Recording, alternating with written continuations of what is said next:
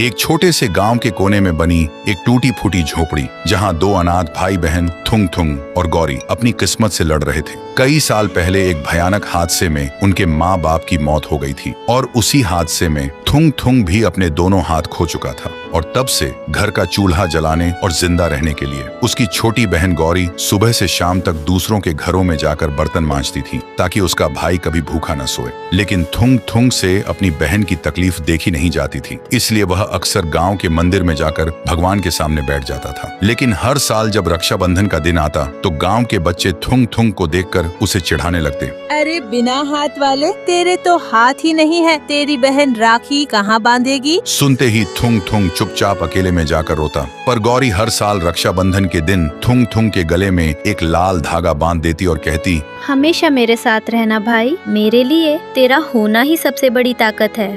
लेकिन एक साल रक्षाबंधन से एक रात पहले किस्मत ने ऐसी करवट ली कि सब बिखर गया। गौरी को तेज बुखार ने घेर लिया। वह बिस्तर पर बेहोश पड़ी थी और उसकी सांसें धीमी पड़ती जा रही थी। थुंग थुंग मदद के लिए चीख चीख कर गांव वालों के दरवाजे खटखटाने लगा, लेकिन किसी ने दरवाजा नहीं खोला और हार कर वह अपनी बहन के पास लौट आया। अपनी बहन को इस हालत में देखकर पहली बार उसे अपनी लाचारी पर इतना गुस्सा और दुख हुआ कि वह टूट गया। वह न तो अपनी बहन को गोद में उठा सकता था, न उसके माथे पर ठंडी पट्टी रख सकता था और न ही दवा लाने के लिए कुछ कर सकता था। अपनी लाचारी से टूटकर थुंग थुंग दौड़ता हुआ गांव के मंदिर में पहुंचा और घुटनों के बल बैठकर रोते हुए चीख कर बोला, मैंने आज तक तुझसे कुछ नहीं मांगा माँ, लेकिन आज पहली बार कुछ मांग रहा हूँ। मेरी मासूम बहन को बचा ले माँ, बदले में मेरी दोनों आंखें ले ले, मेरी जान ले ले, लेकिन मेरी बहन को कुछ मत होने देना माँ। तभी हवा तेज होने लगी, आसमान में बिजली कड़कने लगी और मंदिर की घंटी अपने आप बजने लगी। फिर सुबह